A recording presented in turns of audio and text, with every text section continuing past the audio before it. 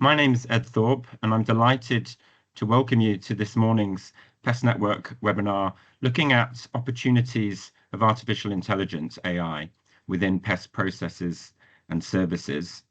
I'll be guiding us through the agenda for this morning till 12:45. In a moment, I'll give an overview of how we're going to operate this morning and remind of the objectives and the agenda for today's session.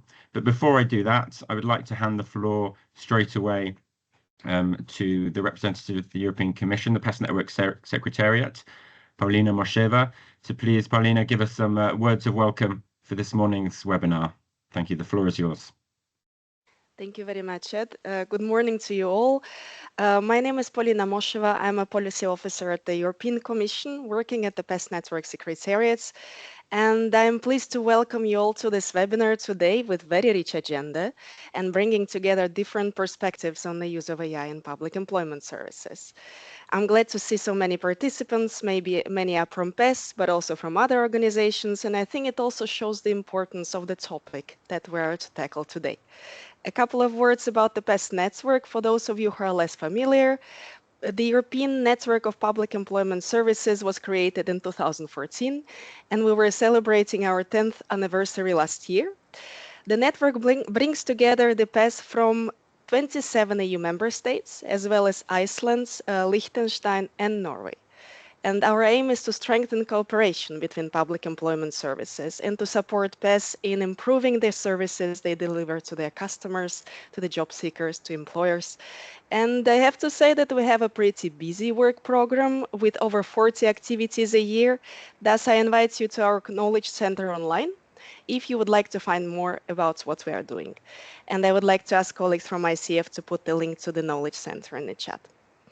Now coming to the topic of today, our report that was published earlier this year on opportunities of AI in PES processes and services. This report is based on selected case studies, and it aims to provide relevant and operational advice and guidance to all PES who are either in the beginning of their journey, considering using AI in their services, or the PES that are updating their AI solutions and AI strategies, and who are seeking for inspiration from their peers. It's a collective work. Our PES network members invested a lot in that. And I would like to conduce big thanks to all the contributors, and of course to the author, Dr. Willem Petersen. Furthermore, I'm very happy that the presentation of the reports will be complemented with insights and new developments and information from Estonia and France, and findings from our colleagues from OECD. As to the PES network, we will be continuing developing the topic of AI and digitalization via other activities this year as well. In particular, via working group on digitalization, the work on developing a framework of ethical standards for the use of AI and PES, and soon we will also be releasing a podcast on the use of AI and PES. So stay tuned for the next developments in the PES network. Thank you again, and I'm passing the floor to Ed for the next steps. Thank you very much indeed, Paulina, for those words. Help already set the scene for today's webinar, but I'm going to follow up just by, as I say, presenting a bit more specifically the objectives, the agenda, and how we're going to work in terms of how you can pose questions that you might have for today's speaker. So as Paulina outlined, we have kind of three main objectives for today's webinar. There was this report that was published at the start of this year that Paulina just mentioned on the opportunities of AI within PES processes and services. And today is an opportunity for us to really highlight to you some of the key content in that report. I'm sure that hopefully some of you have had a chance to look at it, but it might be new to many of you.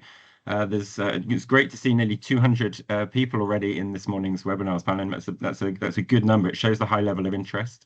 So we want to give you a bit of an introduction into what's in that report. So hopefully maybe you can read it in full afterwards, and also present some specific PES cases, because it's always nice in these webinars to hear some inspiring practices and to learn about what public employment services are doing in concrete terms on the ground in different countries across Europe.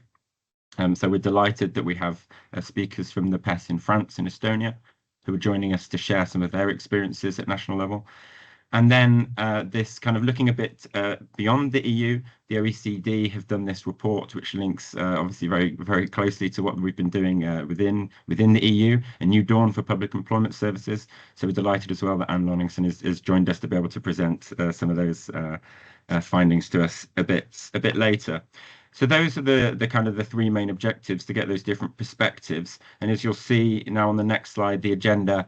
It's quite a straightforward agenda running through those those topics.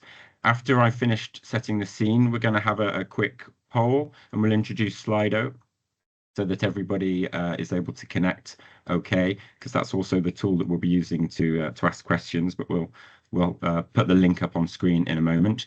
But after that, we'll dive straight into this report. We're delighted that the author of the report has joined us, and I'll introduce him shortly to give us an overview of that. And then after each presentation, as you can see, we'll have an opportunity for some questions and answers. If you want to raise a question to the presenter or flag something, please, people are already using the chat on here, and that's great. Feel free to use that chat to exchange messages with each other and say hello from wherever you're joining from. But the questions and answers will all be done through Slido in a moment. But after each presenter, there'll be an opportunity to have a look at some of your burning questions and get some responses from our contributors. And then we wrap up today at 12:45. So we've got a lot of interesting content to get through, but hopefully a good amount of time. It's a bit longer than previous webinars, which have been sometimes an hour and a half. So we have a bit more time, I think, to get through and provide space for questions. So how do you ask your questions today? So the way to ask a question is through Slido, is through the Q&A. I think the link you can see now in the chat. You can go into the chat and click on that directly. If you just make your own way to Slido, you can put in the code #PES, so the hashtag symbol and PES, and you'll be able to join the Slido area for our event this morning. In a moment, I'll launch the polls, but that will also be the space, as I say, to ask questions. And please start asking questions during the presentations. Don't wait until the end, so that our moderators, and I'm delighted to say that I'm joined again by Eamon Davan, who'll be supporting me with moderating the questions for each of our contributors this morning. So we can follow up immediately. As soon as the presenters close, we can go to the Q&A. Okay, so hopefully people are able to join Slido okay through that link. So maybe let's test it out and see how many, see that we're all on board. Here's also on screen the QR code, if you find the QR code easier to use. Keep that up just for a moment while people join. And then let's go into the first question, I think, if we can. So here's a quick first question for you this morning. From wherever you've joined. What's your current stage of development in using artificial intelligence in your organization? Is it something that you're interested in but not started yet? Maybe you're piloting applications and approaches. Maybe you got new ideas in production, or you're just at the stage of developing a proof of concept. It'll be interesting to hear where you are in your organizations before we go into where we think PES are across Europe. And Eamon, maybe if you want to say a couple of words to what we're seeing come through. We've had 67 responses so far. And climbing. Indeed. So interesting. I think particularly interesting that many people are interested in AI, but not yet using it. Considering AI has actually been, well, very prevalent in all kinds of discussions in the last few years. Interesting how many people are still at that flipping point of deciding whether they can, when they're ready to actually make the transition. However, the fact that nearly a quarter of PES are actually piloting applications and approaches, showing that there's lots of enthusiasm for taking advantage of all the potential benefits as well. And indeed, so very few people not yet involved in this development at all from the poll. Thank you.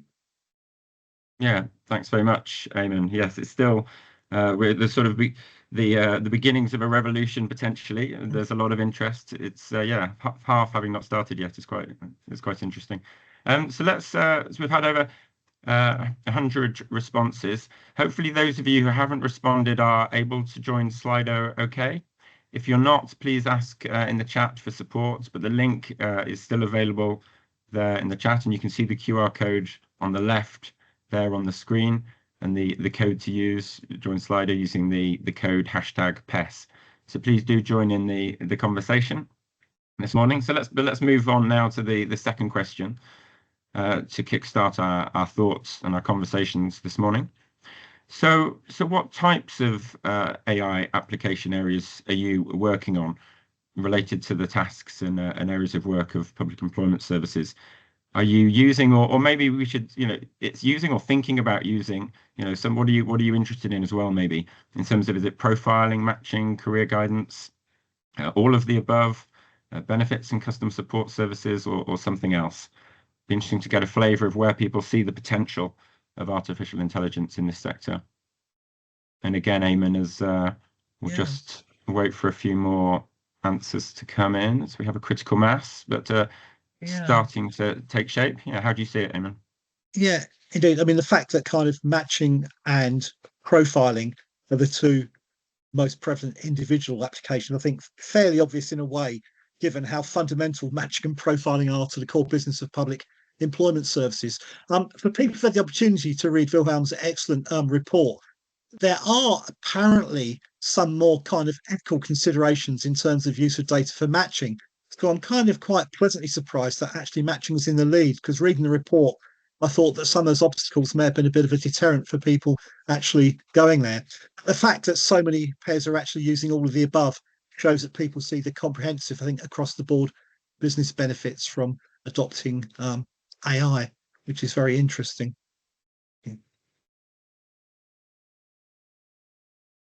Okay, thank you very much, Eamon. So now that's also a great introduction now to what we're here next, because we're delighted to be joined by the author of the PES Network report, Willem Peterson. If we can, move on to the next, move past the slide. Thank you very much. I'm delighted, Willem, that we're able to hand over to you on time. We have 20 minutes now to dive into this. Just before I do this, I know the question that people often ask, or just a practical question, is whether this will be recorded and made available afterwards. It will. So please be reassured. You don't have to sit scribbling notes down. You can just listen, and the recording will be available afterwards. So for 20 minutes, we're going to hand over to Willem. Willem's a long-standing PES Network expert. I saw in your bio since 2011, Willem, you've been working at European level on these kind of topics, and you're the author of the report that's at the heart of this morning's webinar. So we're delighted. We couldn't have anyone better to talk us through what's in it. And so for 20 minutes, Willem, please, the floor is yours. Thank you. Thank you, Ed. Very happy to be here, and thanks for inviting me. I'm going to actually, if it is possible, I'm going to share my own screen, because there's a little bit of clickies going on in the presentation, so that it's a little bit easier for me to do that. So once again, 20 minutes and a fair bit of content. So I'm going to go through the slides fairly quickly because there's a lot of information that we collected in the study, and I think there's a lot of interesting insights that we've gathered over the last year or so when we started doing the study. Why would we do a PES Network AI study? Well, obviously, and like Ed already said, I've been working with the PES Network and its predecessors for almost 15 years now. And over the years, you've seen more analytics tools, more machine learning tools, and now AI tools being used by PES. And we've done work on that in the past. So we've seen the interest in these kinds of applications increasing over time. We've also seen that a lot of PES want to learn about these things. So it sort of made sense to start doing a study to get a sort of broader picture of what PES are doing. So overall, the goal of the study is to really understand what PES are doing, what the current role of AI is, but also what the potential is of the use of artificial intelligence for public employment services. The study is very much a qualitative study. We never aimed to provide a complete picture of everything that's happening in this space across the entire PES network. That's, for example, why you will see that some of the PES that we have in this study are not included in the work that the OECD has been doing, which they will present later on, and vice versa. So the goal is not really to be quantitative or be complete. The goal is really to provide a deeper dive into the role and potential of the use of AI. And I'm going to repeat this several times so that that message really sinks in.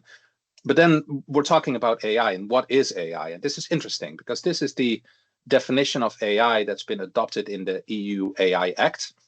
It's fairly comprehensive. You don't need to read all of it because the essence is basically two parts. The first is a system can autonomously do something. That's number one. It does it by itself, and it learns by itself, and it analyzes data by itself. And the second part is it then generates outputs, such as predictions and content. And that really sets AI apart from more traditional approaches in analytics, so basic statistical analysis or business intelligence. That's now what we consider the more old analytics, and AI is more advanced in those two elements. Interestingly enough, when we started doing the study, the EU still was working with a different definition of AI, which was much broader and included much more statistical analysis as part of AI. And I think that's a reflection of how quickly this field is evolving and how rapidly developments in this space are actually going. So we're going to see later on, for example, that a lot of the stuff that we considered to be AI a couple of years ago is not really top of the line AI anymore and might not even fit within this definition of the EU AI Act. Therefore, we decided to, yes, we're guided by this definition, but since we're interested in AI and what PES are doing, we also reckon that a lot of the stuff that is happening in the space is not really conforming to the EU AIX definition, but might be a little bit older. So we decided to look into literature and see if there's a way to classify analytics applications to make sense for people, and that sort of also showcases how the field is developing over time. So we decided to build a little model that has different generations of analytics, and ultimately that's culminating into AI. Traditional analytics, that's where it all started, so doing basic statistical analysis, and then we move into things that, like I said, a couple of years ago, we thought this was cutting edge and this was absolutely AI a couple of years ago. Supervised machine learning, basic deep learning, recommender systems, classifiers, decision trees, that kind of stuff. And that was really cool about 10 years ago. And we now call this advanced analytics. And as we'll see later on in the presentation, a lot of the actual applications within PES fall in this bucket. Is that technically AI? No, not according to the current definition. But does it make sense to include these applications in analysis? I think so, because this what was happening in the past, and a lot of the experiences with working with these applications are relevant now. And then we move into what we then currently call AI, and we're now sort of in the space of artificial narrow intelligence, where we have unsupervised machine learning, deep learning, generative AI, so ChatGPT, all the kind of things. They're narrow intelligence because they do one thing and they do it very focusedly based on enormous amounts of data. In the future, we'll move into more artificial general intelligence, so doing multiple outputs based on multiple inputs. And then at some point in time, computers are going to take over the world and are going to be much smarter than us. But we're not there yet, and we're not going to talk about that today. The focus today is really about that straddling line between advanced analytics and AI, so AA/AI. But obviously, we're interested in the experiences of PES, so we decided to incorporate a bunch more factors in the work that we've been doing. So what impacts then the development of AA/AI within PES? Well, obviously, we need to look at the sort of broader context in which PES are working. So national organizational AI strategy. So we asked our PES to tell us a little bit more about what's happening in their organization in broader sense, but also within their country. So are there frameworks or plans or strategies that guide what they're doing? Legal and regulatory factors. So we have the AI Act as an important future counterstone, but there is also a lot of national legislation in the space already, which obviously impacts what PES are doing. Organizational and ecosystem factors. We know that things like the role of leadership, the involvement of counselors, the involvement of job seekers, but also collaboration with partners and other organizations is critical for success. So what does that look like? Then obviously, and that's a hot topic nowadays, responsible and ethical AI considerations. So how are we dealing with the ethics of it all, and how are we balancing, being cutting edge while also being responsible in the things that we do? And lastly, we asked our participants about the sort of financial and resources consideration. So are you using this to save money, or do you see this as an investment to improve your services? And do you have the budgets to do this? And what are the other resource considerations that you have, such as, are you developing this in-house, or are you outsourcing this because one of the two might be cheaper and more efficient for the organization? So we really took a deeper dive into a lot of factors that could be relevant for PES when they start on this journey. The general approach, and this is that first repetition, is not on analyzing everything and showcasing everything that every single PES is doing, but it's really a qualitative overview of certain PES that are really broad in their experiences, because we wanted those PES that are really far along, some of the leaders in the space that have 5 or 6 or 7 applications up and running and really professional business organizations around it, but also the ones that are just getting started, because we wanted to understand what their thought process is, where they draw their inspiration from, and what kind of considerations they have when they do this. So understanding value and understanding impact was much more important for us than the complete picture, and hence the approach of the study. We did some desk research to sort of understand AI and create all these models and frameworks that I just shown, but also to get some insights in which PES are doing what. And then subsequently, we invited some PES to have a 90-minute interview to talk about their experiences. So it was much less a technical analysis, but much more a sort of reflection upon the journey. But we did ask the PES to supplement that qualitative interview with the information that they had available about their application. So architectural drawings and the like, to show us the background and the technical stuff behind their tools. These are the participants. So ultimately, we had 11 PES across the network participate from, like I said, a broad range of experiences. And overall, those PES mentioned 40 different, we call them practices, but you can consider them tools or applications that they consider to be AI, because we asked them to describe the tools that they considered AI. But some of those tools are really just statistical analysis or are really more business intelligence. So we decided to not include all of those in the analysis because they were simply not advanced enough. But they mentioned about 40, and we included about 34 applications in our study.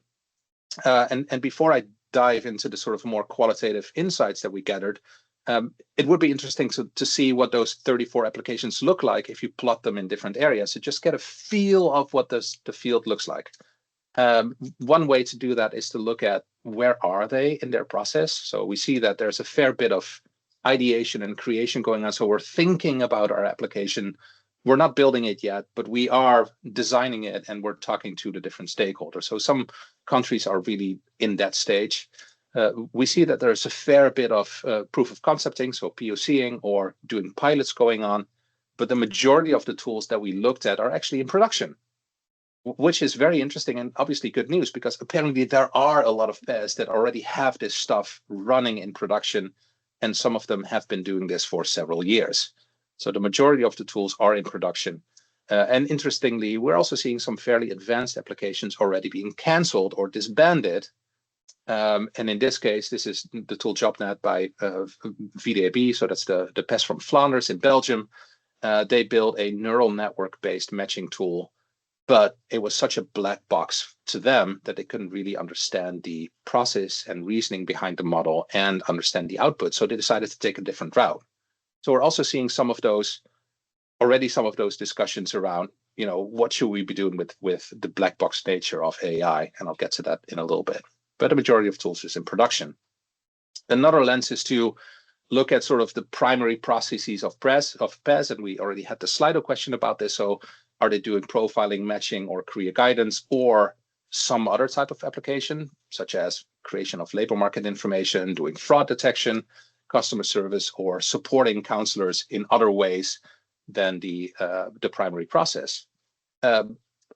unsurprisingly, and that's sort of also in line with the Slido question that we had, the majority of PES applications are in that primary process. So we see that there's a lot of interest in profiling.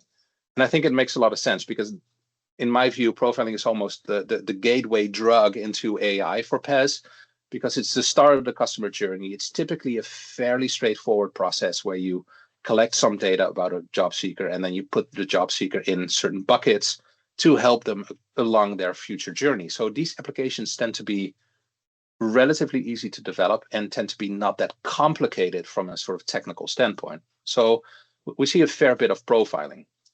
Then matching a lot less, because matching, while of interest, is a lot more complicated to do. There's a lot more considerations around the data that you're combining and that you're using to match these things. But also from a technical standpoint, it's simply more complicated.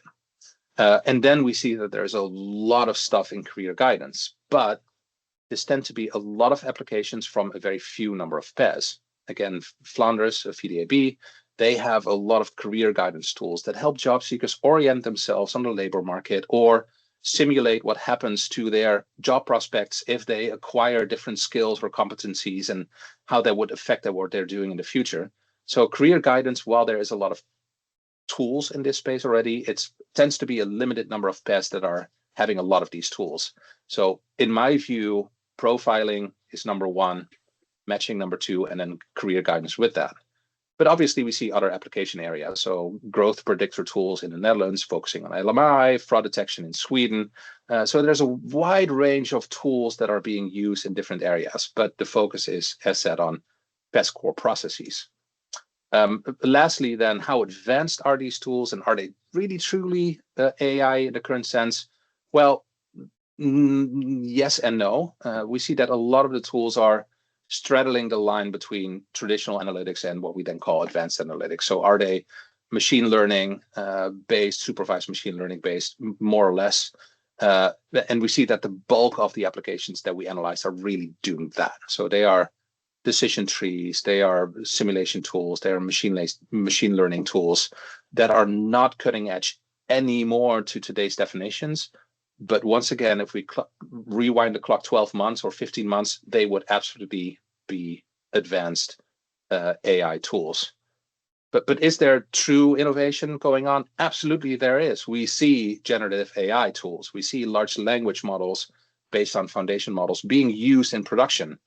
The Berufsinformat in Austria, which is very interesting, is the first sort of chat GPT application that we saw in this space. And countries like France, the Netherlands, and Sweden are doing a lot of stuff that is really considered cutting edge to today's standards. But the bulk is more advanced analytics than it is AI. Then the sort of overall observations, and I'm doing good on time, so that's good. What we're seeing, talking to these people and then gathering those experiences, we see obviously that AI use is emergent and it's maturing rapidly, because what we're seeing is that a lot of those PES were not doing anything about 2 years ago, and now they have stuff in production. And moving along that line, if you have dedication and if you have a good process, is going fairly quickly. We're also seeing that the leaders in this space that have one application in production quickly move to 3 or 4 or 5. And that's why you see that 10 years ago, we looked into the use of data within PES, and we didn't see that much at all. But now we have 34 fairly advanced analytics applications in production. So the field is really maturing rapidly. And there's obviously a lot of interest around the newer stuff, such as generative AI and chat applications and large language models and the like. What we're also seeing is that even though there is a fair number of applications in production, the focus of PES is not really on getting actual production value yet. The focus of most of the PES that we talk to is really on learning, because even though they might have something in production, it's still fairly novel. A lot of these applications are new and still being developed. So the focus is on learning and not yet on the actual outcomes of PES. And while I think that makes sense, might not be a bad idea to focus a little bit more on business value. Get to that in just a second. We're also seeing that even though there is not that focus yet on hard outcomes and hard metrics and business value, the experiences so far have been extremely positive. So even though there is, challenges around AI, around ethics and responsible AI and the legal stuff, the experiences so far have been very positive, but those positive results have been mostly based on soft indicators. And by that, we mean that it typically is positive feedback from counselors or positive impressions from the people that work with it, or some, you've done 1 or 2 focus groups with some job seekers and they are excited about this. We have very little hard data that says that a AI matching tool performs X better than another tool. Some of those comparisons have been done. Estonia have been doing comparisons between different types of analytical models, and they might touch upon that later on. But most of the overall positive results are based on soft data. Nevertheless, it's a positive result. We're also seeing that, like I said, profiling is sort of that gateway application, gateway drug into the use of AI within PES, with career guidance and then matching following closely, which I think, again, makes a lot of sense. So if you want to get started in this space, or if you're one of those PES that hasn't done anything, profiling is probably the way where you want to get started, because it's the beginning of the journey and it tends to be relatively straightforward. But what I found really interesting, also looking at the sort of way that we looked at the different applications, is that the current focus of PES really is on individual standalone applications. You do a profiling tool, and then you do a matching tool, and then you do a career guidance tool. There are very few PES that are trying to connect all these tools into an integrated workflow. And we've seen some PES where they said, oh boy, we've built a profiling tool and it uses certain data points, but then we have a career guidance tool that uses other data points. So they don't really integrate. And sometimes they might even get different results if you're looking for similar things. And that might create problems later on in your more ambitious journey into AI. So the current focus is really on individual standalone applications, which makes sense given where PES are. But in my recommendations, I think we should focus probably a little bit more on the whole workflow. Moving on quickly, we also see that AI is seen as a supplement, not a replacement of staff. And typically, when it is a supplement, it is used by staff to do something. So staff uses an AI tool to do profiling and then do recommendations. Reasons for that are twofold. First is, we're also seeing that AI applications tend to not be perfect. So you want to have that last line of defense of your staff, your counselors, caseworkers, doing the final review before presenting data to a job seeker. The second reason is that there's a lot of caution around putting AI stuff in production and customer facing because of sometimes negative news stories about AI, the legal aspect of AI. So what happens if we put this customer facing? So PES are cautious about how to deploy this, and therefore they see it as a supplement and not as a replacement of their staff processes. So I think there's some value in thinking about how we can use this to enrich the work of our staff and make their work more meaningful, rather directly in the short term as being a replacement and cutting jobs in our PES. We're also seeing that while AI development typically happens in the more technical domains, the stakeholder involvement is absolutely critical for success, which makes the success of AI much more soft and a lot less technical than people often assume. Having leadership support, having counselor involvement, and talking to job seekers is absolutely critical if you want to make this successful. Secondly, next, the sort of balance between the black box nature and explainability is a really important consideration that not many PES are doing. So more advanced AI applications tend to be more complicated, and therefore you cannot really explain what they do. At the same time, there's always the desire to be explainable, because what if your job seeker asks where the recommendation comes from? How can you then explain that? And PES are dealing with this in different ways. Some PES are trying to make it explainable. Other PES are taking a step back and saying, we'd rather have a little bit less of a sophisticated model as long as we can explain what's going on. So that's a consideration for PES. How advanced and explainable do you want to be? Another really important finding is that we find that exploring AI is really, really, really easy. You can whip up an AI application in a matter of hours if you have a talented developer. But moving this into production and keeping it in production is really, really, really hard, because you need all that stakeholder involvement. You need to have a lot of commitment. You need to connect to a lot of systems in the organization. So from a technical viewpoint, but also from an organizational viewpoint, moving into production is hard. So we've seen those PES that are really swayed by demos from vendors, and they really get a POC up and running real quickly, and they get super excited, but then the hurdles happen because production is really, really hard. Lastly, having mentioned all these challenges, the future is looking really bright because the results are there, not hard, but soft. Developments are going really, really, really fast, and the potential is really being seen as absolutely great by PES. So I think we're going to do a lot of work in the PES network in a couple of years, but we're a very sort of positive outlook towards the potential of AI. And then real quick in the last 2 minutes. Yeah, Willem, just before you present your conclusions, just to remind people, I see that in the chat, feel free to make comments or ask questions of each other in the chat. I saw there was a question from Boris, which maybe participants want to answer to in the chat. If people from any PES want to flag an example of theirs, please feel free to do so. Questions directed at Willem should go in Slido. I see there's already now quite a few questions. Please, if you see a question that someone has asked that you would like to hear Willem answer, please upvote it. You can like it so we can see which are the more popular questions. It will enable us to choose, because we just have about 10 minutes to do the question and answer, so we might not be able to get through all of them. So please flag questions that you also want to hear Willem's answer to. So sorry, just to say that before now, please, Willem, just your conclusions and recommendations before we go into the Q&A. Thank you. Excellent. That was a good intervention for me to have a sip of tea. So thank you for that. So then last slide. What should PES then do? What's the advice that we give to PES beginning or maturing in their journey? First of all, there is something to be said about the development of clear business cases. PES jump into this journey because they are excited. Sometimes because they have internal teams that want to do this, or they have vendors that approach them and want to demo something, and they get excited to do it, but they don't have a clear business case. And it might make sense to do this because it will help you later on, if you want to move from POC or pilot into production, to have tangible outcomes. So thinking about your goals, thinking about your needs, defining those key performance indicators to demonstrate business value might help you later on in your journey. So I think that's recommendation number one.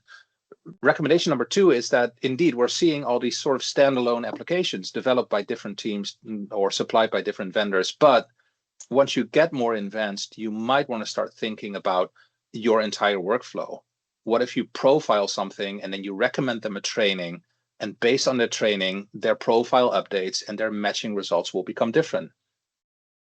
So these kind of workflows might make sense from a customer journey kind of perspective, but that's not going to happen that way if you develop only siloed applications that don't integrate.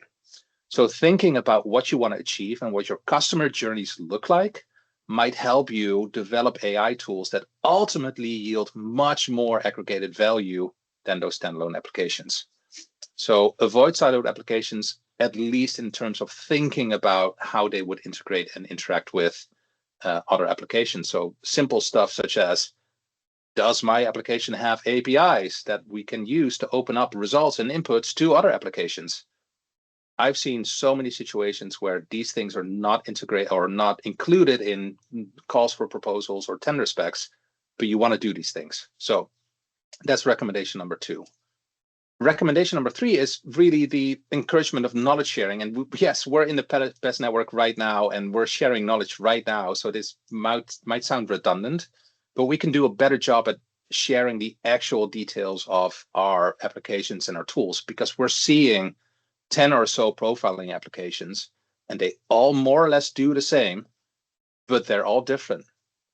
And from a sort of PES network perspective, that might not make the most sense because there's no need for those 10 or 15 different applications to exist, especially not when we're reinventing the wheel. So using the PES network to facilitate the sharing of experience and tools could be brought to a higher level, but also PES amongst themselves. So hopefully this report will help you also find applications, because we've created a lot of examples in a report and case studies and best practices of what is happening in the PES network. So hopefully you'll read the report, and hopefully you'll find other paths that can help you do this. Fourthly, yes, the focus really is on learning and on getting value and on doing pilots and POCs, but it is not a bad idea to start shifting the focus from experimentation to production, because that's where the real challenges are. Like I said before, it's really easy to get up a pilot and do something online and get an LLM going, but getting it into production is really, really, really hard. So thinking about this when you design your pilot might help you later on. Which stakeholders do you need to get on board? Are there certain legal challenges that you need to look into? Is there an ethics board in the organization, or should you create one? Is there a code for responsible AI in your country or in your PES? These are all things you can now do to get much better control later on. And lastly, and then I'll stop talking, consider factors beyond the technical. So we call that considering holistic factors. It's not just about the data and the data model and the AI application. No, it's about legal, organizational, ethical, financial factors, and building all of these factors into the things that you're doing. So think a little bit beyond your AI application and start talking to HR and start talking to a legal department to see what needs to be done to make this an ultimate success. And that's it for now. If you have further questions, just for now put them in Slido, but my email address is here too, so you can always reach out, and also the ICF people and the Commission themselves have been very fantastic at facilitating the dialogue on this topic. Looking forward to the questions and the continued discussion. Thank you very much, Willem. Yeah, thank you very much indeed. We just have 5 minutes, I think, now, just for some quick Q&As. I see, Eamon, that there's quite a bit of interest in 2 questions in particular. Can I pass you the floor to lead us through a bit of a discussion with Willem? Yeah, thank you. Absolutely. One sort of 30-second observation, Wilhelm. I think your point on profiling was extremely apposite, and a common approach to profiling would certainly support kind of the operation of a European labour market. But can you tell us a bit more about the main challenges with data privacy, Wilhelm? A massive question, but maybe 2 or 3 key issues in relation to that, possibly. So obviously there's GDPR, and I don't have to explain to anyone in the audience what GDPR is. However, so data privacy is very important, and everybody cares about data privacy. But what I'm finding is twofold. The first is that the automatic assumption is that you can't do anything because of GDPR. That's not true. You can do a lot more than you think you can, especially when you mask data and when you anonymize data. And in that realm, there's probably a lot more that we can do that we think we can do. The second is, because there's such a bias towards assuming that we can't do things, that people don't take the time to study what they can do. So it might make sense for a lot of people to get advice from their legal experts in their past to figure out what the actual boundaries are, because there's a large gray area also within GDPR, and there's probably a lot more than we can do that we're now aware of. But having said that, there's a lot of stuff that PES can do that has nothing to do with personal data. If we take general data about a job seeker, it should stay away from being privacy sensitive. So it should be a very important consideration, but it should not be the main blocker to do nothing. Okay. Thank you. Just try and get one other question, actually. I think something I noticed as well, reading your really excellent report, a surprising, possibly lack of developments in regard to employers. Of course, they're important, the most important customers in a sense for public employment services. I wondered if this was because of some kind of ethical, commercial sensitivity issues, but have you got any views about why there's almost, well, very little focus on the employer aspect in public employment services AI developments? My main explanation would be that the bulk of the AI applications is being developed by private companies, and those private companies see the public job boards and public matching tools, the LinkedIns of this world. They're much more visible than what happens on the employer side. So it's a lot more visible, and it's probably a lot more sexy to develop job seeker facing tools than it is to develop employer facing tools. But I 100% agree with you that that's probably where there's a lot to be gained and where there's a lot to be value to be created. But it's a lot less sexy, and it's a lot less marketable.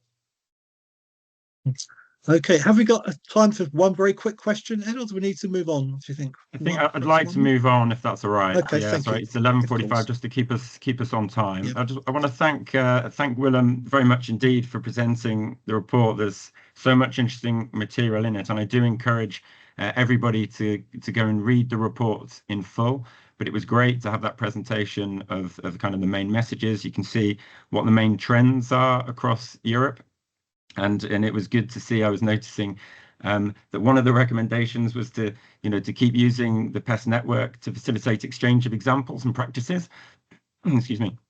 And that takes us to now what we want to hear, because we're delighted that we're now going to hear from two different PES. First, we're going to have a representative of the PES in Estonia shortly. But before that, our first representative is from the PES in France, from France Travail.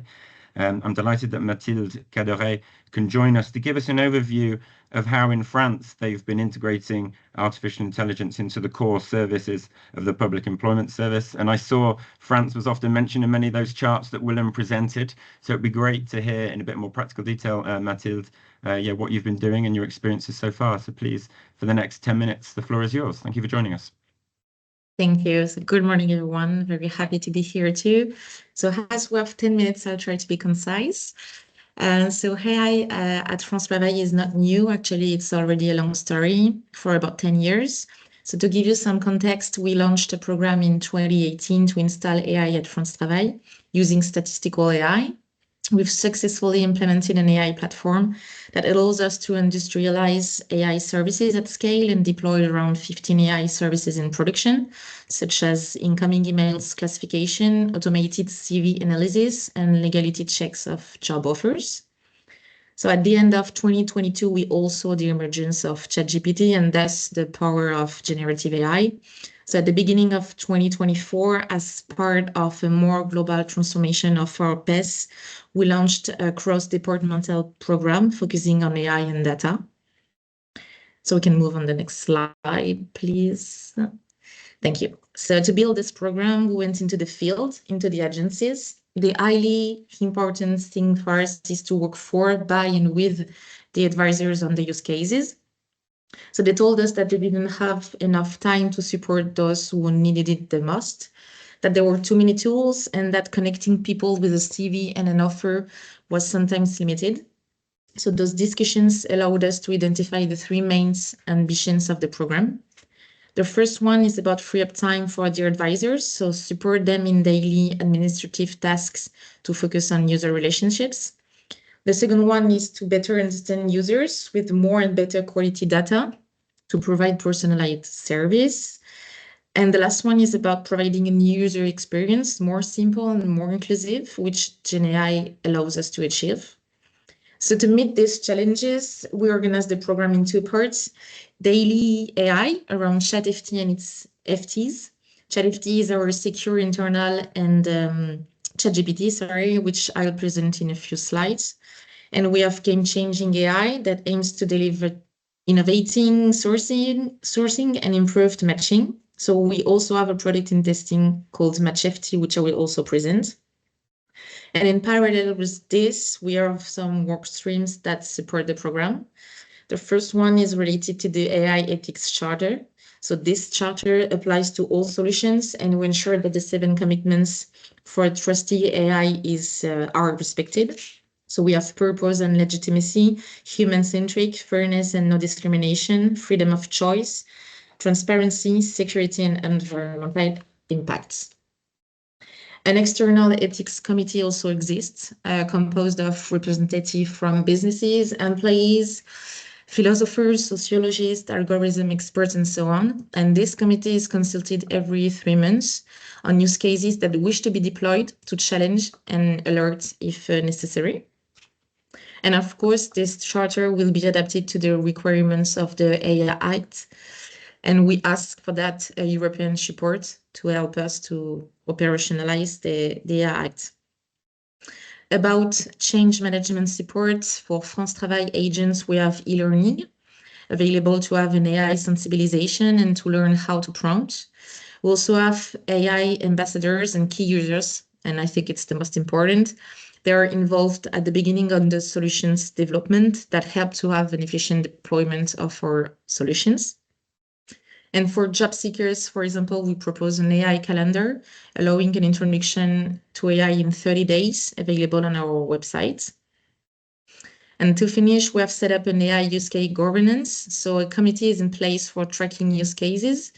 So the product teams have to explain their AI use case, propose benefits, and so on. And then the AI program members can provide an overall vision, ensure global coherence, and offer expertise.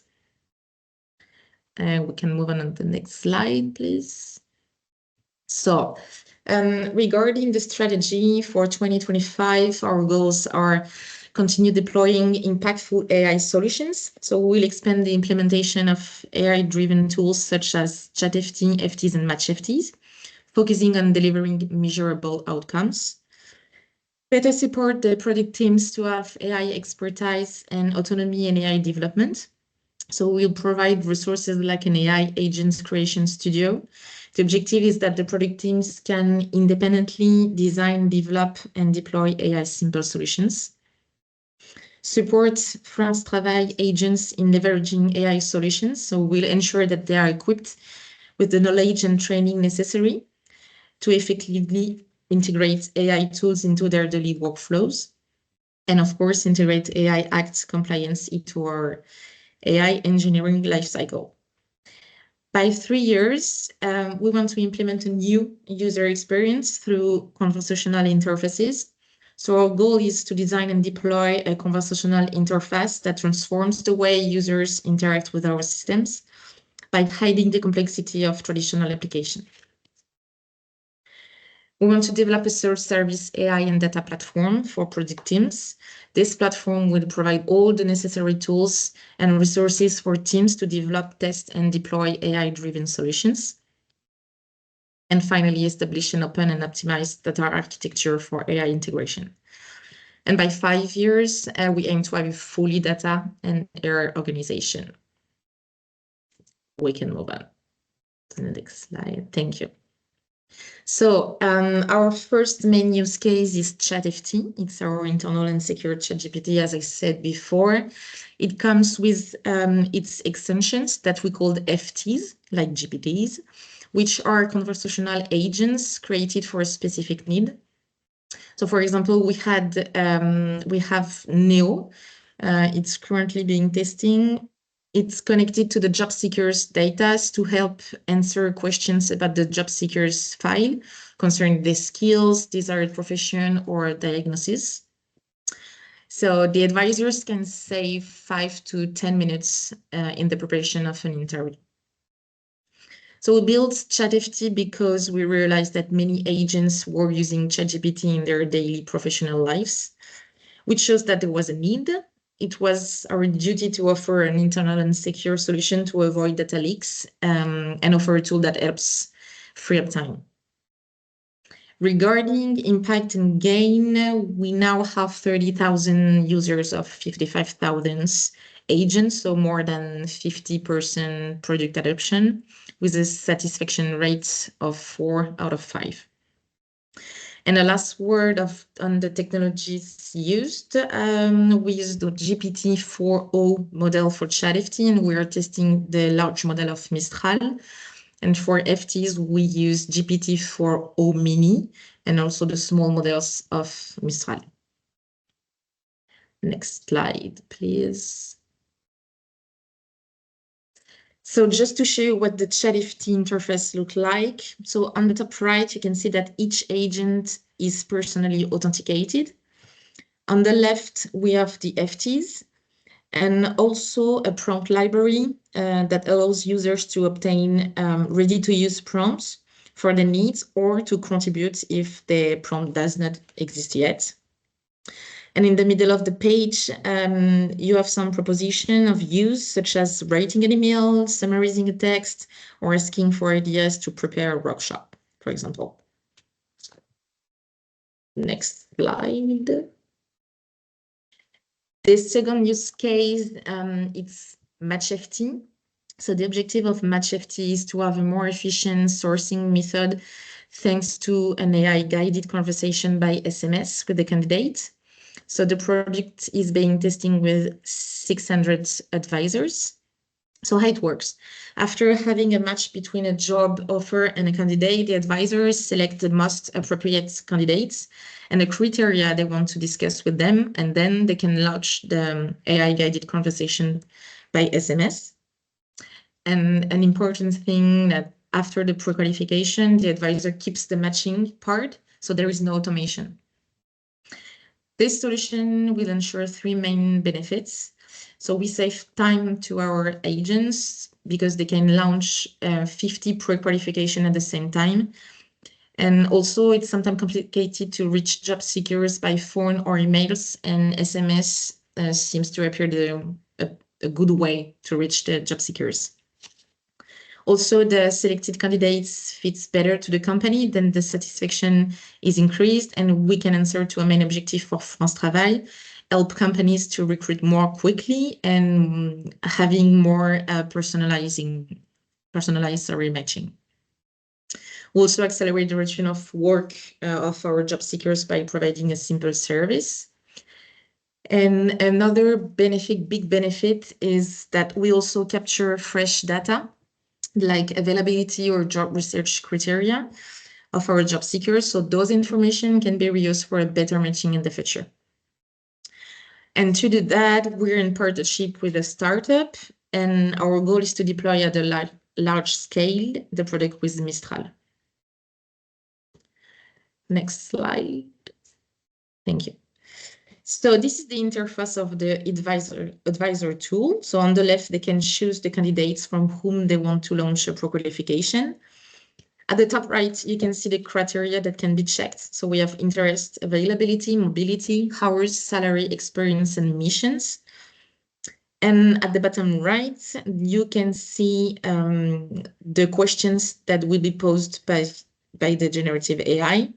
And of course, the advisor has access to the history of the conversation with the job seeker. So MatchFT is really integrated in the advisor's tool. And I think I'm done in 10 minutes. Thank you very much indeed, Mathilde. Very interesting overview of what you've been doing in France. We just have a few minutes, just kind of 5 max, I think, just for any questions. Please do. I cleaned out the questions that were directed at Willem. I see there's some conversations going on in the chat here. Please feel free to carry on those conversations. But questions for Mathilde, please pose them on Slido. Otherwise, Eamon, for 5 minutes, can you just run through a conversation with Mathilde? Thank you.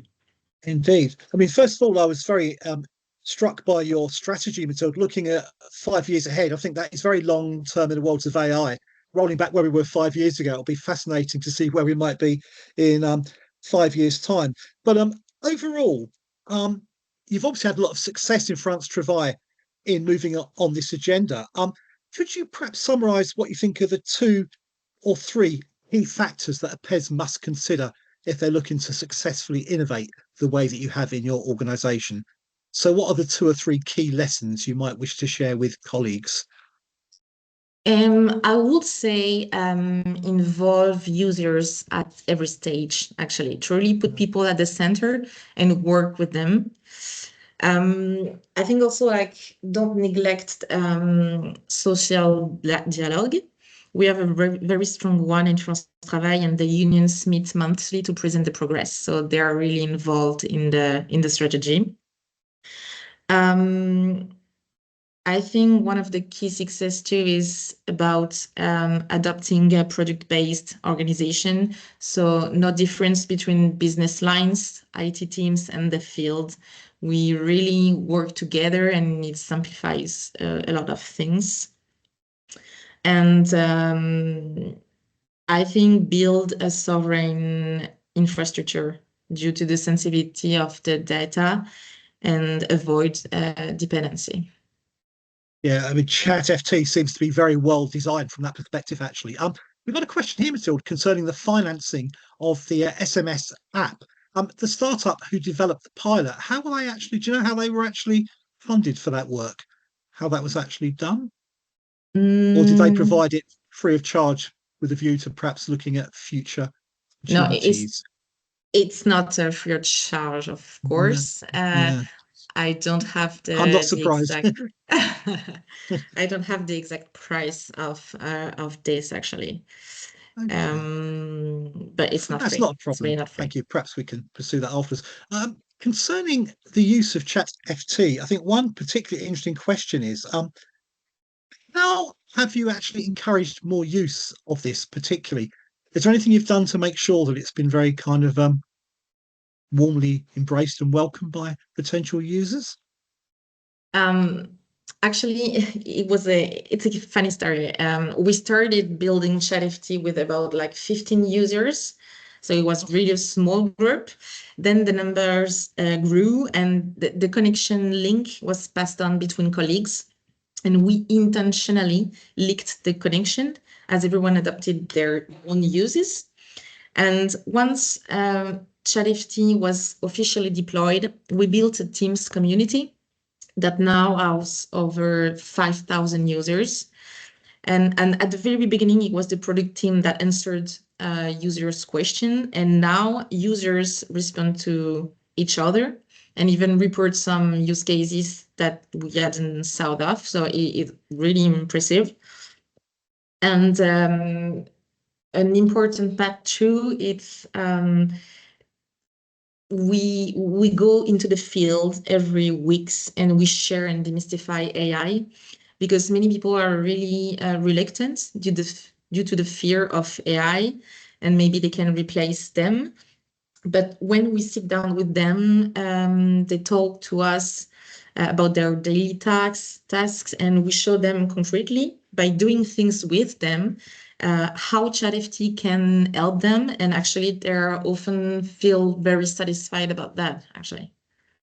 Thank you. One very interesting question at the top of our list at the moment, actually. With the SMS, people can say they're actually not interested in applying for vacancies. I think what's behind this question is, could there be implications for people in terms of looking at their availability for seeking work if they start to report they're not interested in looking for vacancies? Could they be leading towards potential questions about whether they should be receiving unemployment insurance payments? Very interesting question.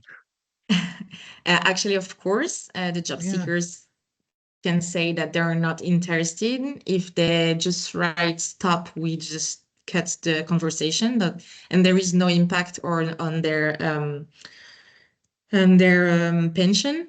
I don't know how to say, but there is really no impact at all. Like it's just a new way, a new user experience to propose some job offers. Actually, thank you. So particularly kind of enthusiastic use of SMS might not be opening a door to somebody at more risk of being sanctioned. Thank you. Eures, very interesting. Have you thought about the potential usage of some of your developments for kind of supporting the Eures network, which would seem to be quite an interesting dimension? Is anything being explored in that area so far? I'm not sure yet, but I'll take the question and I can go back to you as soon as possible. But I'm not sure with the Eures. Thank you very much, Michelle, and thanks, Eamon.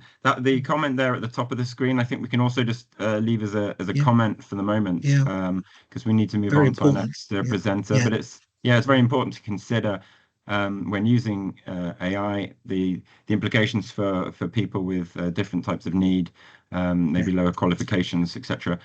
So that perhaps the need for guidance on how to make sure it's adaptable and takes account of people with different accessibility needs is an important reflection. So thank you for that. And thanks again, Mathilde and Damon, for presenting that example of what's been happening in France. And now I'm delighted to pass the floor to another PES example, a representative from the Estonian PES, Tiin Karavi. I'm delighted, Tiin, that you've joined us.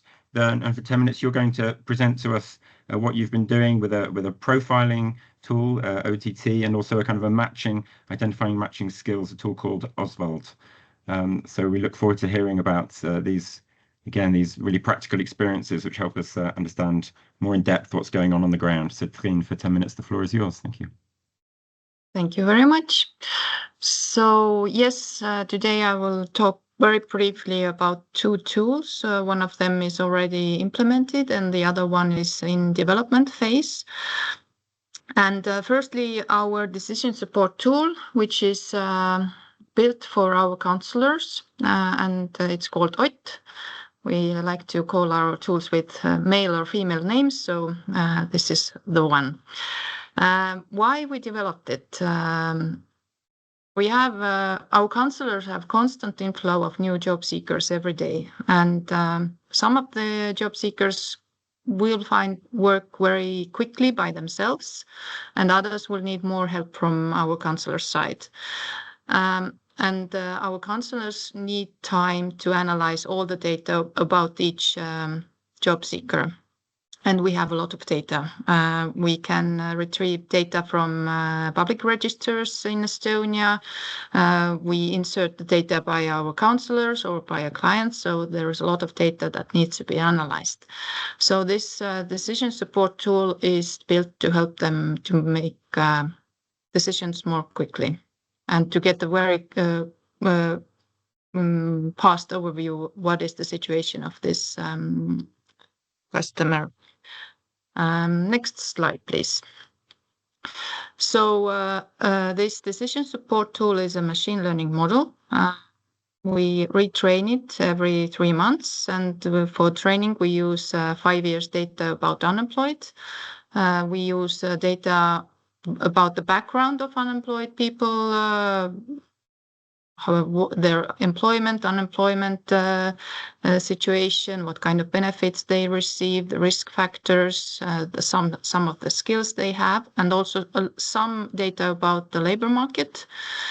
And the trained model then, when a new person registers as unemployed, on the 35th day, each unemployed will receive assessment.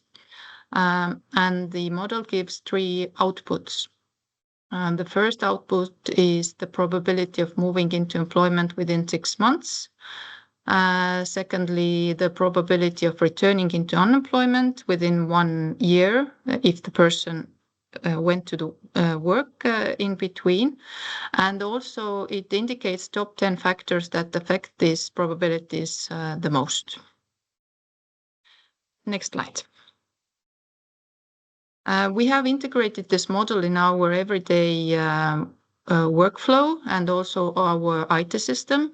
So when our counselor checks the customer's profile, they can see the assessment results for each customer. But we have also created dashboards where the counselors can get very quick overview of their whole portfolio. So each rectangle represents one client in this counselor's portfolio, and they can see what is the distribution by the risk levels of this counselor's clients, and they can also click on the specific person to see the results, what kind of assessment they have, and what are the probabilities. And the top 10 factors that affect this probabilities either positively or negatively.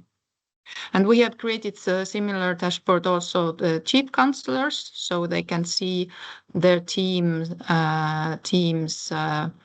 clients, and maybe reallocate clients between counselors if needed. Next slide, please. So what are the benefits for the counselors using this tool is that it helps them to make quicker decisions. For example, what kind of support channel to use. We have different options, online, phone, or face-to-face counseling. They can decide how often they would like to see the client. Usually it's once in 30 days, but they can do it more often if they see that the client needs more help. This decision support tool also shows what are the most important factors that affect this specific client's job-seeking journey. And based on that, they can decide what kind of interventions, like what kind of services they would like to offer for the client. And the dashboard helps them to have a very good overview of their whole portfolio and the risk level. And that also helps them to plan their schedules and workload better.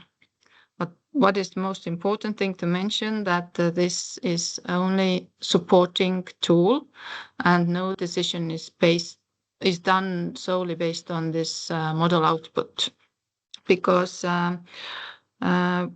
we have a lot of data that our model uses, but we don't have all the data. For example, health data is missing, and this influences heavily the probability of moving into employment.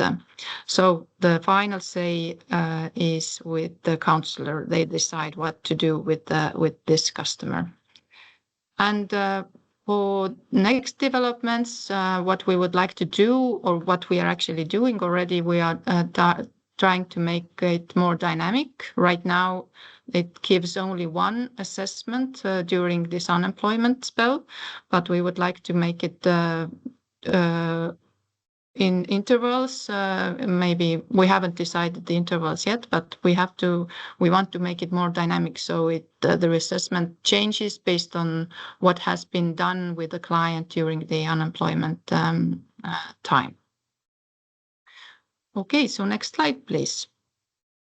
So this was briefly about our decision support tool, and now coming to this tool that we are currently only developing. It's a skill-based matching tool called Oswald. Next slide. Why we want to do it? Firstly, our current matching uses ISCO code to match job seeker and job vacancy, and this code is inserted manually in our IT system, and you can make mistakes. So sometimes our clients or employers are not very happy with the quality of the matching, because some ISCO code maybe wasn't inserted very correctly there. And our counselors continuously work on correcting these ISCO codes.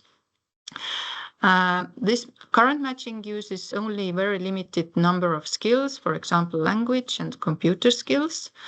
And what's important to mention, that currently our IT system doesn't have any skills classificator integrated in them, which is actually the basis of skills-based matching.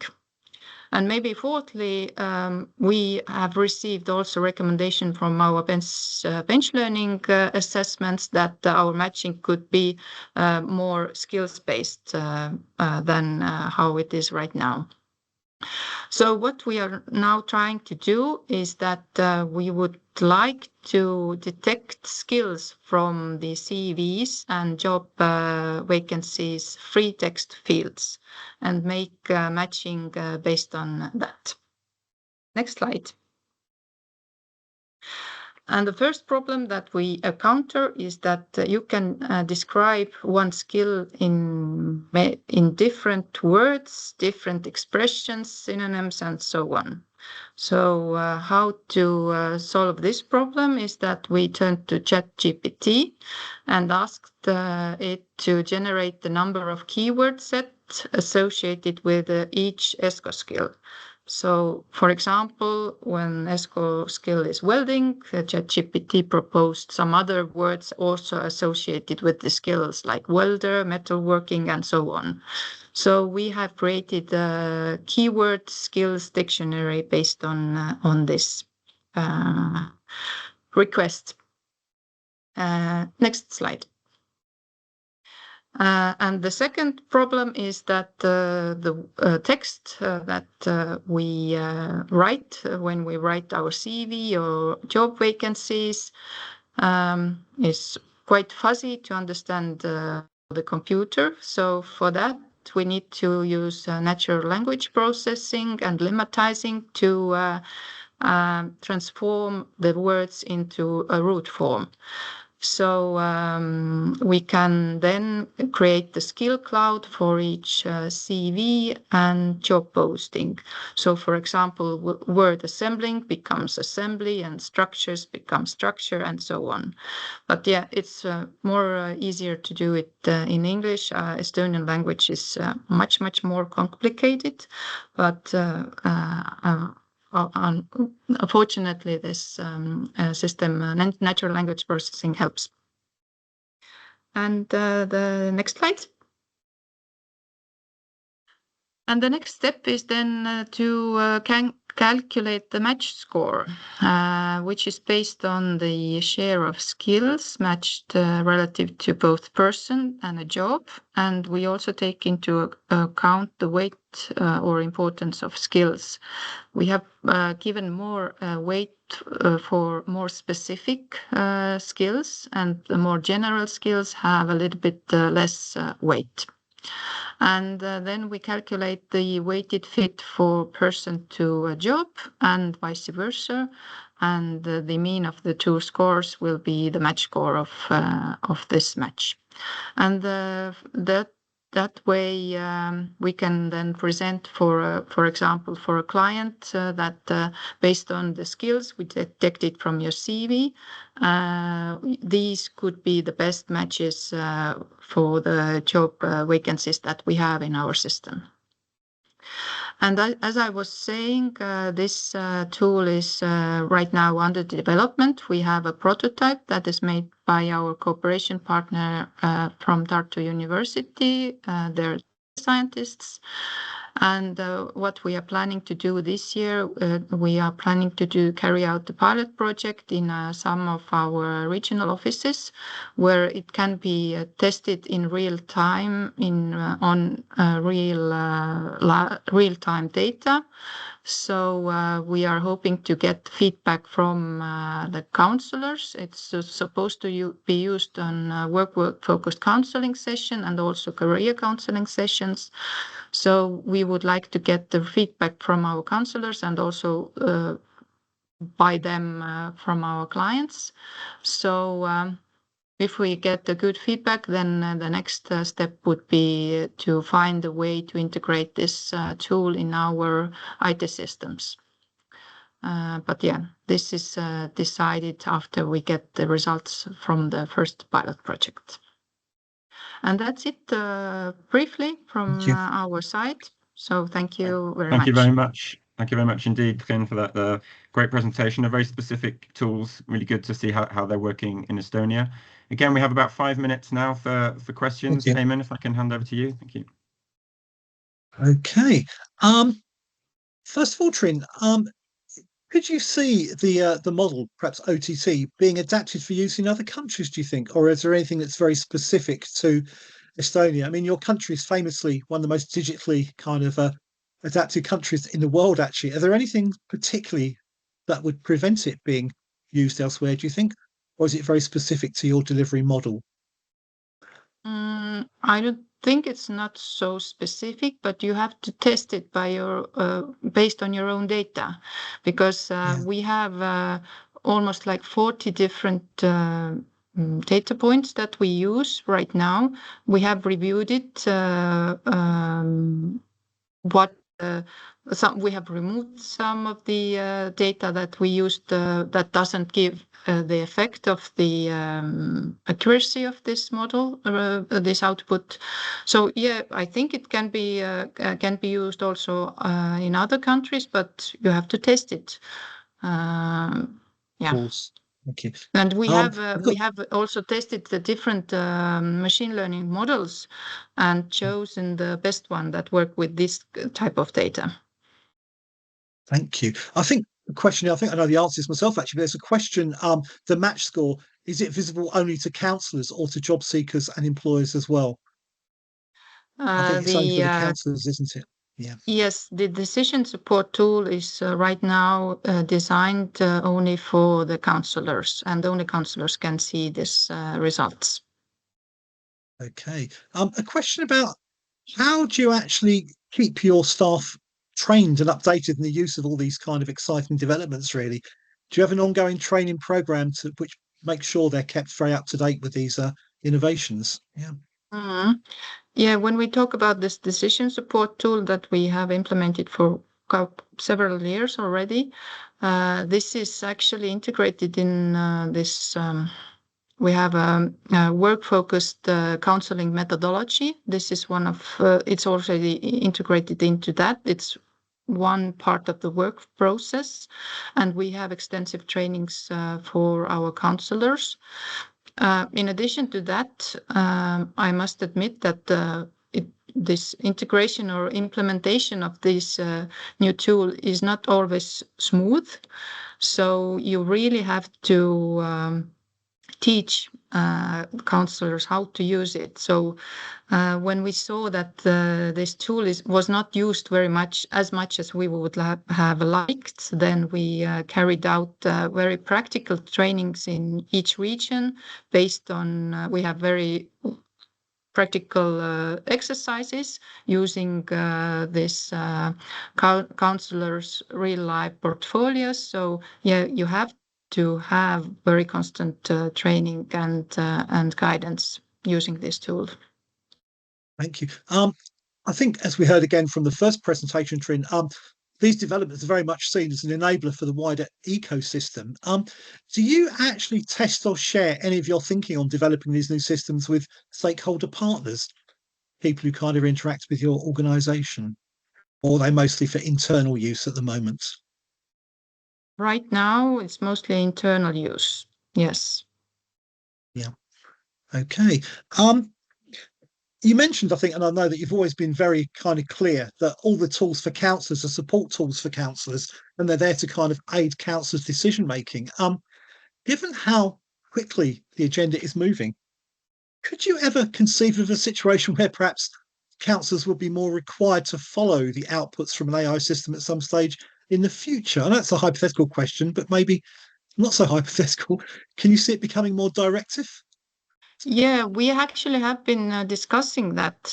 Like right now, we categorize our clients in color codes, and we have been talking about that these so-called green job seekers who have let's say very high probability to move into employment soon could be more like independent job seekers and wouldn't need to come to the counselor so often. So this is actually one thing that we have been discussing, and we are discussing it right now. So maybe in the future we will have a more clearer guidance towards that, but we have to still keep in mind that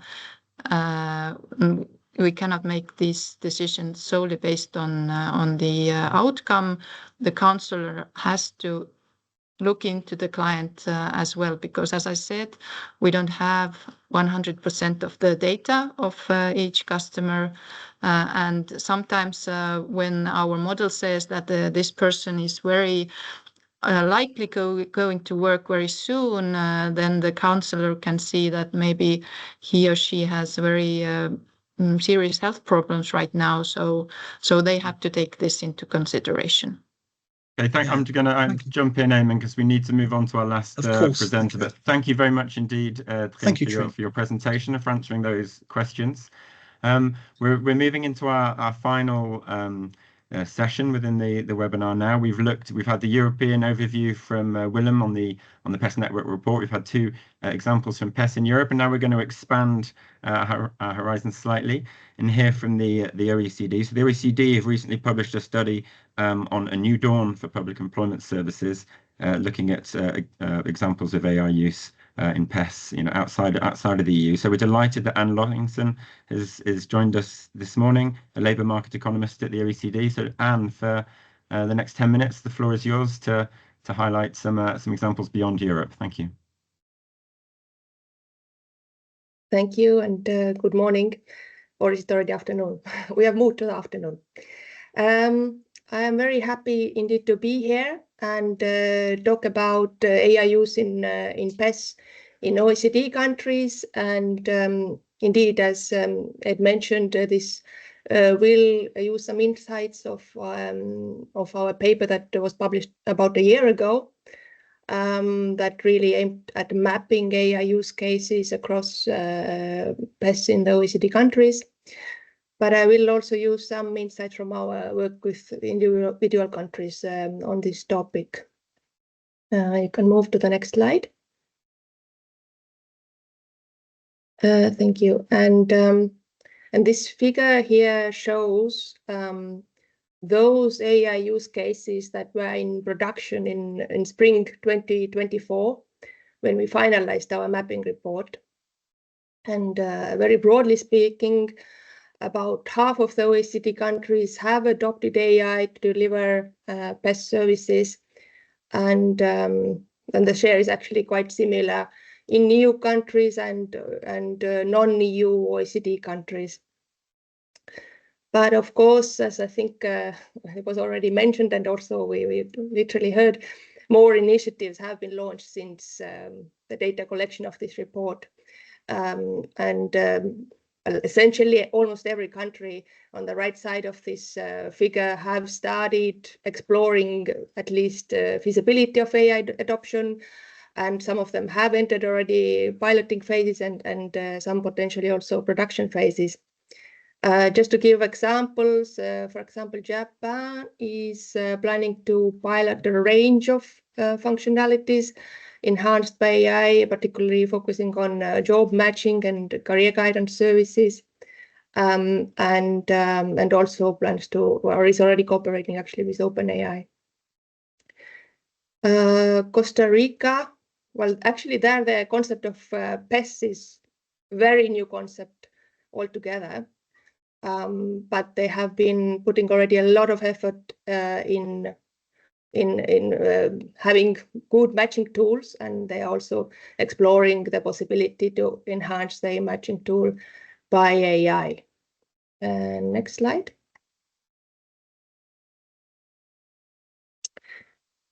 So, as I think also Willem in the beginning said, that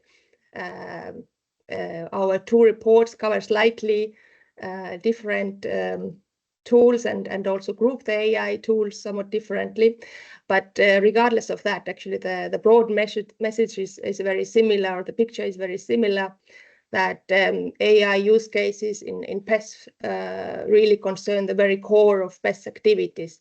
So job seeker profiling to understand the needs for support, career services, and job matching. And the distribution of use cases across these functions is also not that different in EU and non-EU OECD countries.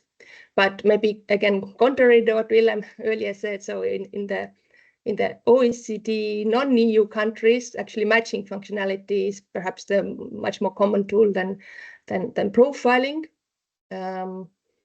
So maybe it's also dependent on the business models of those countries or those PES. And in any case, it's likely that these patterns will change, or maybe already have changed, as indeed PES are increasingly exploring the options of additional AI use cases. And yeah, this we see a lot in our work with individual countries. Next slide. Okay, just to showcase a bit how the non-EU OECD countries are using AI in PES services. Here we have a first example from Canada, and actually there the responsibilities for PES and active labor market policies are decentralized, but the state level has manages some initiatives. So, for example, the digital job matching platform, and it's also monitoring and evaluating active labor market policies. And AI has been adopted actually to facilitate both of these functions. So as you see here, in job matching services, AI supports matching job seekers with vacancies and employers with potential candidates. AI helps employers design vacancies, and the AI also detects possible illegalities in vacancy postings to then alert the PES staff. And on the evaluation and monitoring side, actually, Canada has made a lot of progress past years to have a national level database on the public employment service and active labor market policy provision to monitor and evaluate these policies and guide better policy design. And they are indeed conducting really systematic peer-reviewed research on to understand what are the effects of active labor market policies. And also here they are using AI to better understand the subgroup effects of different policies. And this is particularly important to understand the effects on vulnerable groups, marginalized groups, and then have better support in place for them. Next slide. Another example here is Korea. And actually, Korea decided to move towards more data-driven and AI-enhanced PES only some years ago, but has made a lot of progress in this field very quickly. And the approach in Korea really aims at holistic systems for the users. So, for example, there are applications for job matching and career services, but they partly even use parts of the same algorithm. They rely partly on the same data, and use the same concepts. So it would make also more sense for the users. And actually, Korea continues to explore ways to enhance the job matching and career services. And I suspect some of these, what I have listed, are already in production. Taking into account job seekers' aptitude, interest, knowledge, but also integrating generative AI to increase user friendliness of their platform. In addition, some employment centers in Korea provide job seekers an opportunity to conduct virtual mock job interviews to prepare them for the actual job interviews then later on. Well, this is not per se a best developed tool, and it is not included in our mapping report, but I thought it's interesting for the audience today. So this AI-based mock interview system converts the answers of job seekers into text and then assesses the interview characteristics and, for example, finds the most frequently used words, and then, of course, provides feedback to the job seeker how to improve. And this feedback then helps the job seeker to prepare for the face-to-face interviews, but also actually to AI-based job interviews, which are increasingly common in Korea, particularly used by larger companies. And next slide. So the labor authorities in Korea actually envision an even more integrated, automated, personalized, data-driven ecosystem of their digital employment services to provide even better user experience, more value added, and of course they plan to support with additional and further fine-tuned innovative tools using the cutting-edge, state-of-the-art technologies.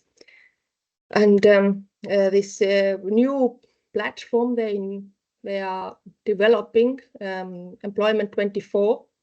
This really aims to integrate all the different digital platforms they have and applications they have. So to enable tailored and more comprehensive support to job seekers and employers, but also for the PES staff. So for them, it's about fast administrative processes and more automation. And this fast and very comprehensive development in Korea is happening because digitalization and AI adoption is really thoroughly embedded in the strategic thinking of Korea's employment services. So starting already from the government. So the Korean government aims at the world's best digital government infrastructure, relying on interconnected data and integrated platforms and services, offering high value-added evidence and data-based innovative public services. So, and then in addition, the high-level vision of the digital employment services is provided by the Ministry of Employment and Labour, and then the dedicated and detailed digitalization strategy by the Korean Employment Information Service, which is the agency that supports the whole system with digital developments. But very importantly, of course, the strategies are aligned and support each other in the digitalization and AI journey. Last slide, just to say thank you, and I encourage you to also go and look up our different papers on this topic to get more details on practices, but also, well, recommendations I didn't have time to cover in this presentation now. Thank you. Thank you very much indeed. Really interesting to have that input from what's going on outside of Europe. We have 10 minutes left in the webinar this morning, so 5 minutes for questions now. There's some in the chat, Eamon, and then we'll just have 5 minutes to wrap up at the end. So, Eamon, please, the floor is yours. Okay, thank you very much. Looking at the kind of Korean approach, and could you share anything briefly with us about their approach to privacy and data security? Presumably, the more elaborate the AI developments become, the more they need to actually de-risk some of these things. So anything particular you picked up on that agenda? Well, indeed, just to say from the OECD perspective, the OECD has been driving the concept of trustworthy AI already for years, and actually also the EUA Act is very much also borrowing from the OECD work and concept there. And of course, all these risks and related to data and so on are also concern for non-EU countries, even if they do not have these kind of regulations at GDPR or indeed EU AI Act. But some, for example, are even using some similar regulations nationally. So quite a few countries actually are using GDPR as a basis to develop their data protection regulation. Now with Korea, when we reviewed the system, and this report was also published almost a year ago, but that was one of our recommendations that they should actually in the strategy think more about data security and also the potential risks of AI. So that's the answer to the direct answer to this question. Thank you. You mentioned in your very interesting presentation, Anne, that Korea has got a specific strategy looking at digitalization and AI in public employment services. So it's an integrated development approach. Have you seen any other countries have similarly developed a particular strategy for how they're going to take AI forward in that way, so that it's integral rather than an add-on? Yeah, thank you. Well, I guess the best example across OECD and EU is here France, and we just heard them present their approach and their ambitions to go even further. Another example of non-EU country, but actually in the PES network is Norway, that has also quite thorough AI strategy in place. More generally, we asked countries about the strategies also in our mapping questionnaire, and the results in total were not that promising yet. So about a quarter of countries across the OECD had actually about a year ago a dedicated digitalization and/or AI strategy in place. So it's something that I think is moving now forward, as the ambition to adopt AI would require indeed to have more strategic thinking, how actually to adopt what kind of frameworks, for example, have to be put in place, including how to manage risks and protect data. Yeah, I'm picking up on, I think, something that Wilhelm touched on at the start of our discussion this morning, Anne, really. Thinking of metrics, have you seen any particularly robust evidence that AI does actually produce high quality job matches or high quality profiling? I mean, logic might suggest it should, but have you seen any hard empirical evidence to support that statement or assertion? Yeah, I have to agree with Wilhelm here that the evidence is still on the softer side. Korea actually was preparing for evaluation of the matching services, but I don't know if they really have now implemented it, and I have not seen the results.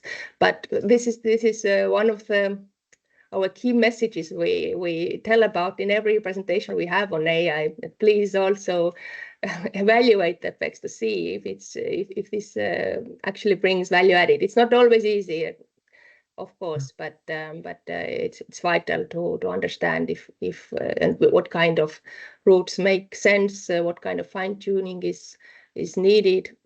On our side, for example, we helped the Spanish Public Employment Service to evaluate their sort of career recommendation tool, but it was using data analytics, not AI, but regardless.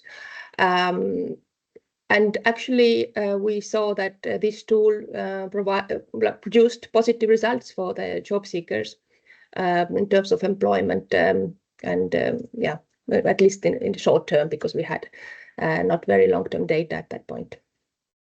With the kind of growing use of chatbots, I know they're not particularly innovative now, given the way things have moved on, but do you see a trend for chatbots to be the end of the line for people with queries, or is it still possible for a human to kind of intervene with a slightly confused citizen, possibly? Well, you can't rely only on chatbot, I suppose, and also, for example, if there has to be a decision in the end, or I think, like thinking beyond PES, there have been some cases where a company has had a chat tool with a customer, and customer claims that there's this rule where they should be reimbursed, and the person gets reimbursed, but actually there is no rule. The AI made the rule up, or was very agreeable with the customer. So, but you can imagine other scenarios when you talk about job seekers and employers. So it depends, of course, how the chatbots are developing.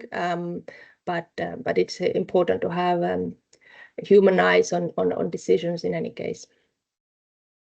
Eamon, we're running out of time. Maybe just one final question, and then we'll and then I have to wrap up. Thank you, Ed. Our French colleague Mathilde was giving us a view. They've got a strategy for 5 years ahead, and I mean, perhaps in a couple of sentences, have you got any idea where you think AI and PES might be in 5 years' time? Will the robots have taken over? Will we no longer have humans, or is that possibly not going to be the case? Any view about where AI could take us by 2030 in public employment services?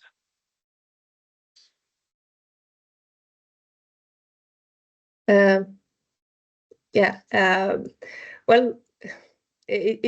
what we see now is that that definitely people are needed in addition to any digitalization. So, for example, we are now working with Belgium and Greece on digital matching tools, potentially using AI to help the most vulnerable people. And when we talk to these people, the very clear message was this minimum income scheme beneficiaries. Their message was, we are so afraid of digitalization.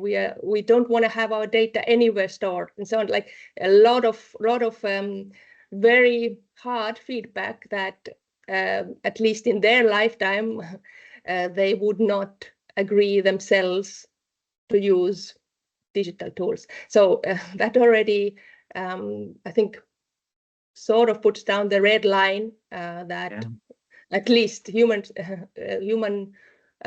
counselors and so on need to remain, even if AI helps them a lot in their way, making their work more efficient and effective. Thank you very much, Anna. Thank you, Eamon. I have to, I'm afraid time is against us. I don't know, just on, I mean, it's a very important message, I think, as well to wrap up on, and balancing the AI and the human dimension. Willem, just before we finish, I don't know if there was anything that you wanted to add based on the discussions that we've had this morning.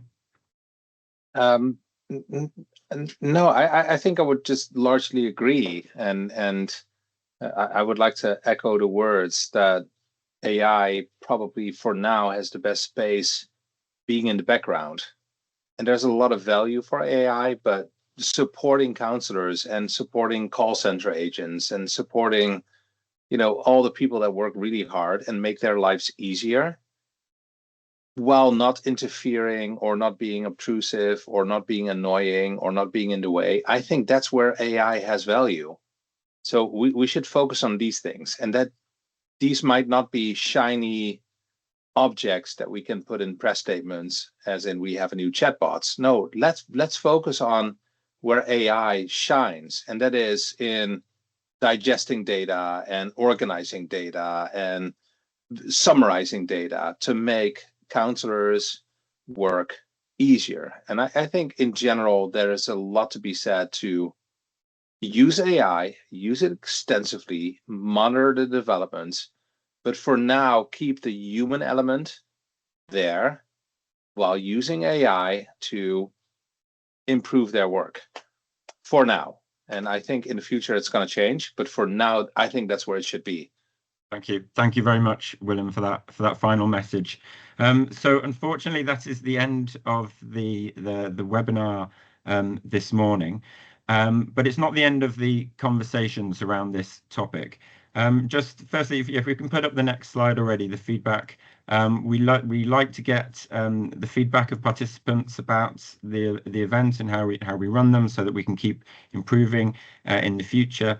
So that's there. But there's also a few things that I wanted to highlight just before we close formally. As I said, this is the end of the webinar. It's not the end of the conversation. These topics are feeding in to the PES Network work program, looking ahead 2025, 2026.